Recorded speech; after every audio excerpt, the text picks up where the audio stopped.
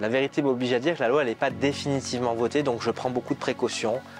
Quoi qu'il arrive, cette loi, son objectif principal, c'est pas de compliquer la vie des chefs d'entreprise. Au contraire, c'est de faire en sorte qu'il y ait des formalités en moins, c'est de faire en sorte qu'il y ait plus de fluidité, c'est de faire en sorte qu'il y ait plus d'agilité afin de permettre à celles et ceux qui entreprennent, qu'ils soient commerçants, qu'ils soient artisans ou qu'ils soient dans le monde de l'industrie, de pouvoir avancer mieux et de manière plus sécurisée.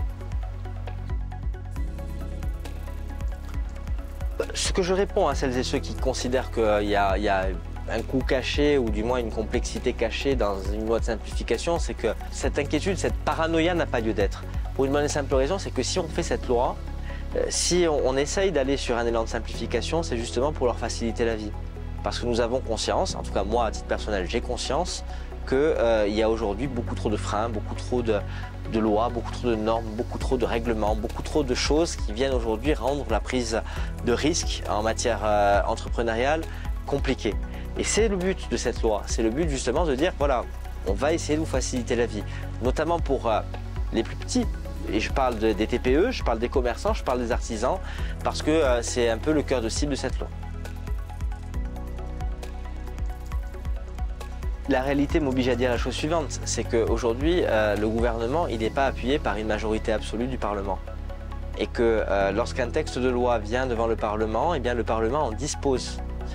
Et il s'avère que dans ce texte, le texte simplification de la vie économique, il y a eu quelques inserts, notamment d'objets qui au départ n'étaient pas du tout consacrés à la vie économique. Le gouvernement n'a pas forcément toujours donné un avis négatif et défavorable, parce que il y avait des mesures de bon sens qui étaient portées par des parlementaires qui étaient désireux et désirés de les imposer, mais néanmoins, il y a quelques soucis parce que ça sort un peu du contexte de la simplification de la vie économique de nos entreprises, de nos commerçants, de nos artisans et de nos industries. Donc voilà, encore une fois, le Parlement légifère de manière souveraine. Le gouvernement n'était pas au départ favorable à un certain nombre d'articles qui ont été ajoutés. Néanmoins, nous avons donné parfois des avis favorables parce que nous estimions que nous n'étions pas crédibles si nous disions que nous étions contre. Donc il faut aller aussi sur cette voie-là. Encore une fois, il y a la nécessité de simplifier la vie des entreprises, quelle qu'elle soit, quel que soit le territoire, quel que soit l'endroit dans lequel elles exercent leur activité économique.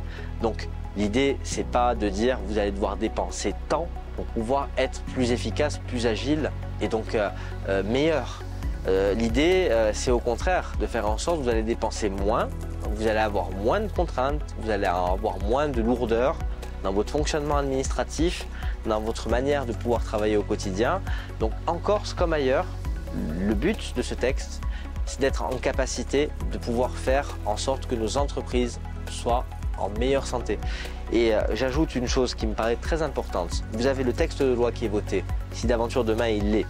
Ensuite, vous avez les décrets d'application d'un texte de loi. Je sais que ça peut paraître très compliqué, mais les décrets d'application sont aussi très importants dans la mesure où ils peuvent également avoir une référence à des lieux géographiques et à une manière de concevoir l'économie, parce que l'économie en Corse n'est pas l'économie dans le Nord-Pas-de-Calais, l'économie en Alsace n'est pas l'économie dans la région de Bordeaux. Donc il faudra aussi, à mon avis, avoir une forme de différenciation dans les applications concrètes de ce texte et dans ses mises en application sur le terrain.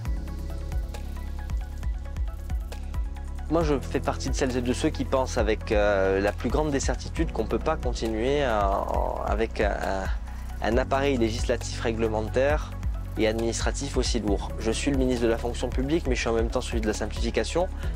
Je fais partie de celles et de ceux qui pensent que c'est bien d'avoir des règles, et moi je suis là pour protéger les gens qui ont le moins, et que ces règles elles sont là pour les protéger. En revanche, quand ces règles deviennent tellement invasives, tellement contre-intuitives, tellement contre-indiquées qu'elles finissent par empêcher les meilleures volontés de s'investir, voire même aux gens qui ont déjà investi, de rebrousser chemin et d'arrêter leur investissement, je pense qu'on est dans le faux.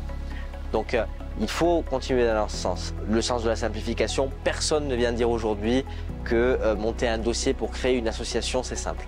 Personne ne va venir vous dire aujourd'hui qu'être maire, Être élu dans une collectivité, notamment dans les petites communes du rural, c'est facile parce que vous avez des tas de règles qui viennent aujourd'hui vous expliquer que vous ne pouvez pas construire le mur à telle hauteur parce que c'est pas possible de le faire.